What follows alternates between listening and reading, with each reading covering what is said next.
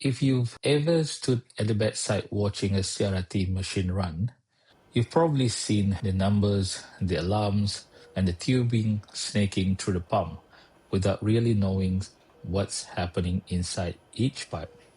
This isn't a trappy you just switch on. It's a chain of components, each doing one very specific job, working together to keep blood moving safely outside the body for days at a time. In this video, we're going component by component to understand not just what each one does, but why it's built the way it is and what happens when it fails. Let's start where the blood does, the pump. Every CRRT machine runs into the same fundamental problem. Blood is not water.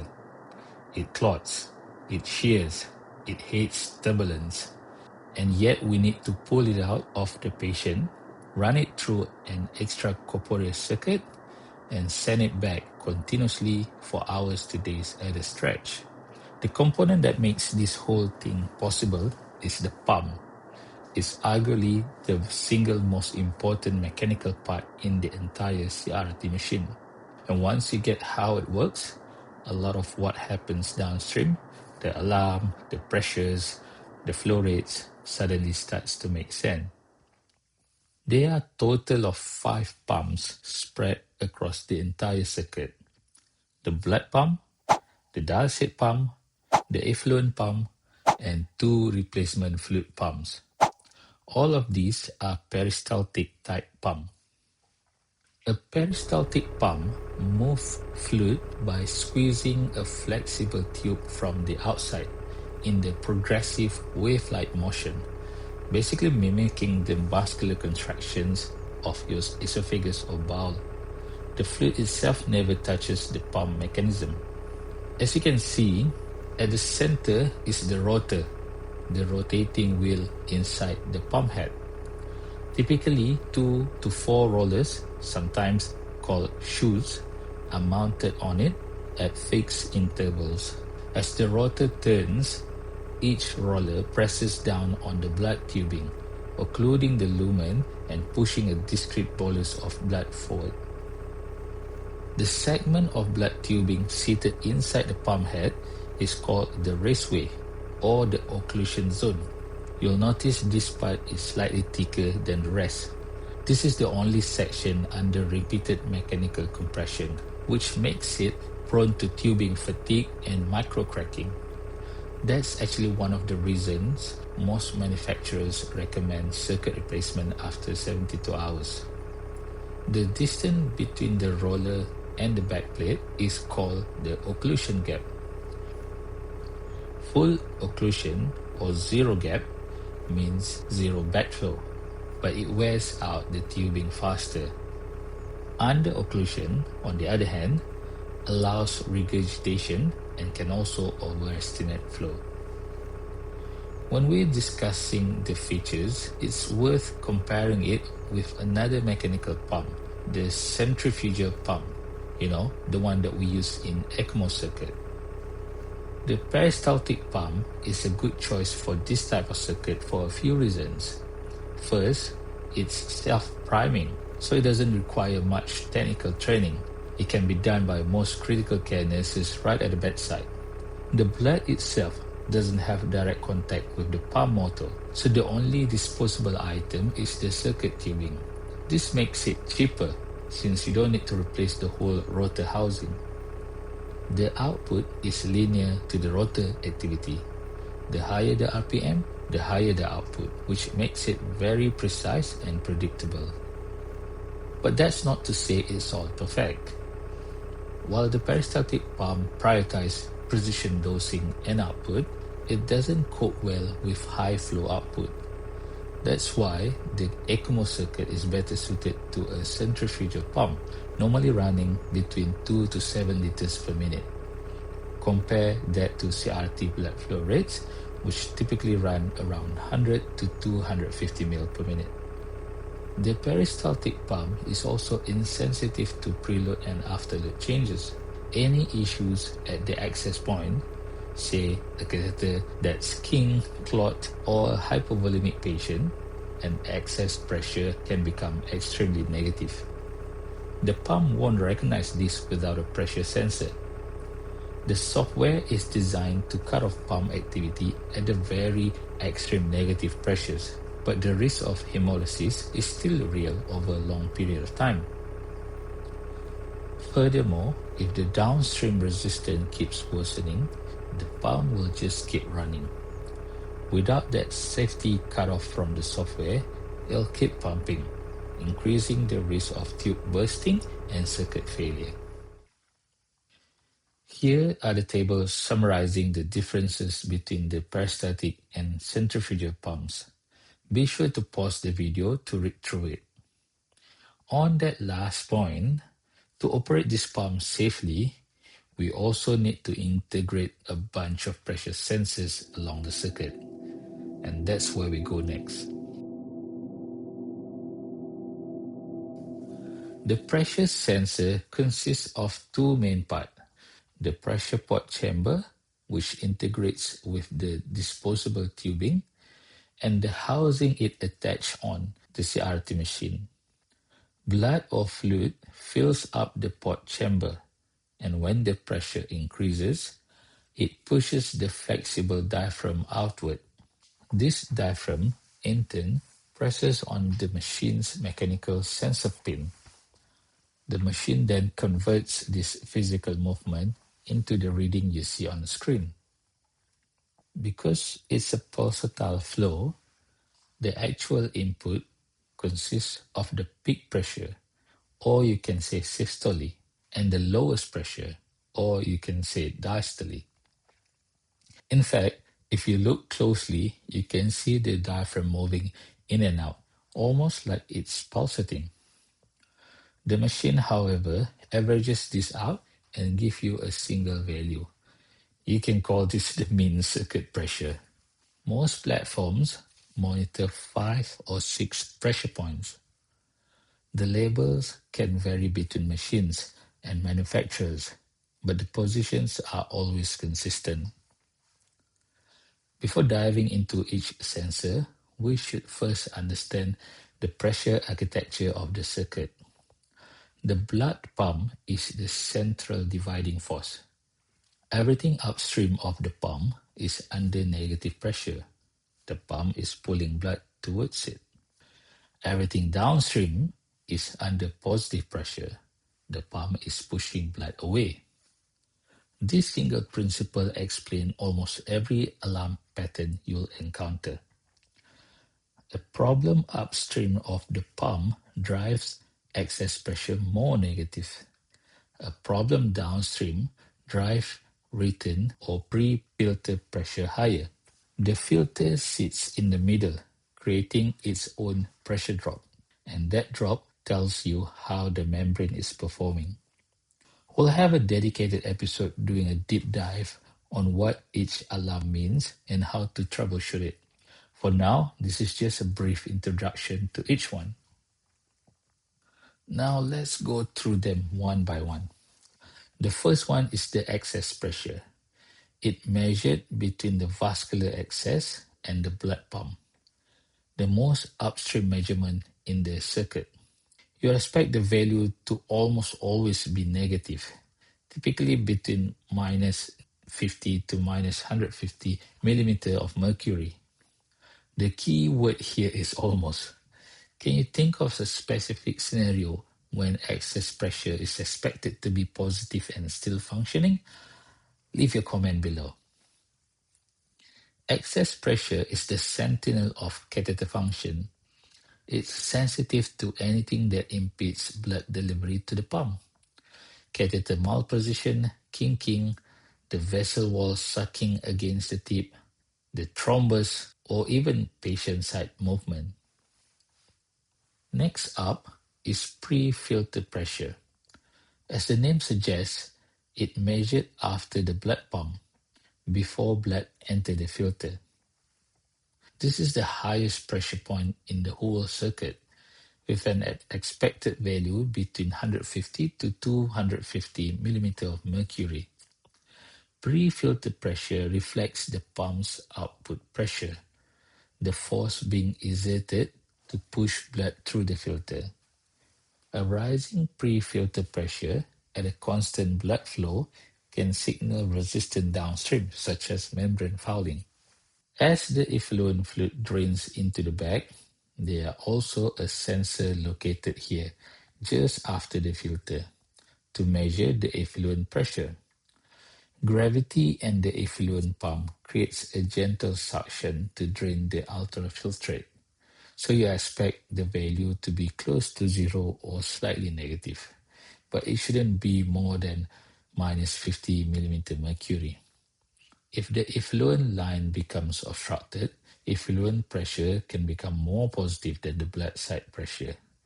In extreme cases, this can cause back filtration. Fluid move from the effluent compartment back into the blood, risking contamination. Last but not least is the return pressure. It's located on the venous return limb after replacement fluid has been added, but before blood re-enters the patient. Return pressure is the downstream sentinel. It rises when anything obstructs blood flow back to the patient. A kink line, catheter malposition, or a clamp left on the line. All these precious numbers exist for one reason: to tell you what's happening inside one specific component. Next up, we take that component apart and show you exactly what's going on inside the filter. Every component in the CRRT circuit, the pump, the pressure sensors, the anticoagulation strategy, the replacement and dialysis flows, exists in service of one thing: getting blood across the membrane. The filter is where solid clearance actually happens. Everything else is logistics. And yet the filter is one of the least examined components at the bedside. Clinicians carefully choose blood flow rates, replacement volumes, anticoagulation strategies, but the filter itself is just whatever in the cupboard. In this episode, we are going to fix that. A CRRT filter is a hollow fiber membrane cartridge. Inside the housing, there are thousands of hair-thin fibers, typically around 200 to 250 micrometer in diameter, running in parallel. Blood flows through the lumen of each fiber. Plasma water and dissolved solid cross the fiber wall under pressure into the surrounding ultrafiltrate space, then drain as effluent. Now that we understand the basic structure, let's talk about material. Not all filters are alike. Material choice affects hemocompatibility, absorption capacity, cutoff, and specific clinical risks. The material needs to be highly efficient at clearing waste solids, but it also needs minimal to no reaction upon exposure to blood. Different materials also have different fiber wall thickness and porosity. A thicker wall with high tortuosity increases the distance a molecule has to travel. This reduces flux, but can significantly improve mechanical stability. Highly porous thin wall membrane favor convective clearance, but they are more prone to back filtration and fiber rupture. Finding the right balance between all these factors is key to finding the perfect material. The most extensively studied CRRT membrane is AN69. The A stands for acrylonitrile and N for sodium methyl nitrate, also known as methyl sulfonate. The 69 refers to 1969, the year the French government first commissioned one of their major chemical and pharmaceutical companies to develop this high-performance synthetic dialysis membrane. As the first generation of its kind, it's proven to have a strongly anionic surface. This gives it excellent hemocompatibility and significant absorptive capacity for cytokines and endotoxins.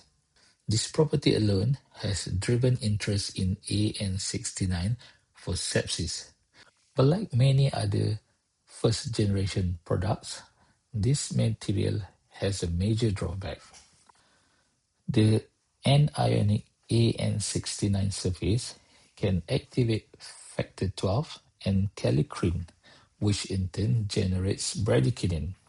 When patients are concurrently on ACE inhibitors, which block bradykinin degradation, this can precipitate severe anaphylactic reactions, flushing, hypotension, angioedema, all within minutes of circuit initiation.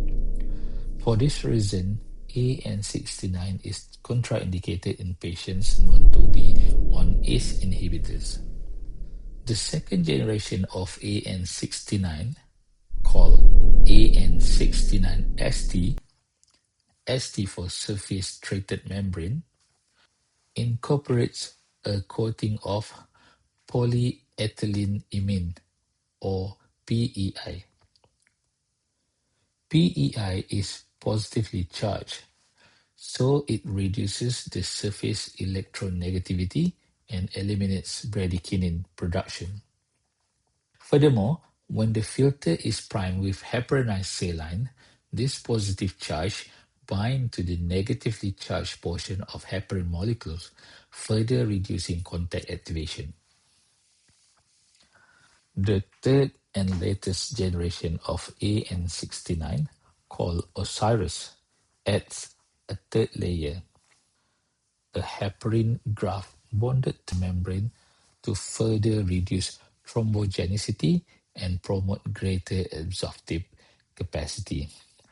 The name oxy comes from the oxidation process of bacterial endotoxins, and iris from the Greek goddess of the rainbow, implying broad-spectrum molecule clearance. Osiris filters are marketed as able to remove larger cytokines and inflammatory proteins from patients with sepsis and other hyperinflammatory syndromes via absorption, though again the evidence still remains debated. There are other materials on the market from different manufacturers: polysulfone (PSF), polyethersulfone (PES), and polymethyl methacrylate (PMMA), worth mentioning here, but further discussion is beyond the scope of this video. Now that we've covered materials, the other details worth paying attention are surface area and molecular weight cutoff. Surface area, expressed in meters squared, typically range from 0.6 meters squared for pediatric use to 1.5 meters squared for adult use. A larger surface area means more membrane for solid exchange, but it also means greater blood membrane contact area, and it requires a larger priming volume. The ST150 filter, for example, requires about 105 ml of priming volume, with the total extracorporeal circuit requiring close to 200 ml. That's not trivial for a hemodynamically unstable patient on multiple pressors. The molecular weight cutoff is the threshold size above which a membrane stops letting solid pass through.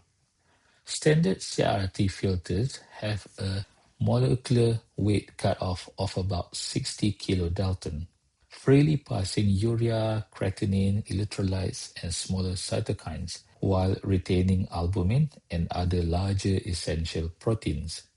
High cutoff or HCO filters push this to around 150 kilodalton to capture larger inflammatory mediators at the cost of albumin and protein loss. That said, It's important to understand that this is just a statistical threshold, not a hard wall. Membranes don't have uniformly sized pores, so molecular weight cutoff doesn't mean everything below this pass freely and everything above is blocked. It's really the point on the sieving curve where passage falls off sharply. Smaller molecules pass at high sieving coefficients close to 1, and as molecular weight climbs toward the cutoff, the sieving coefficient drops toward the rejection threshold.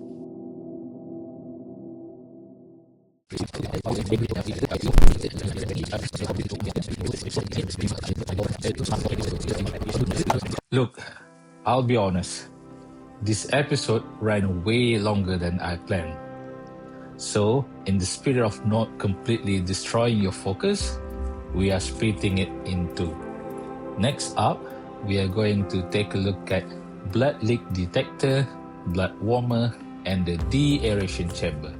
See you then.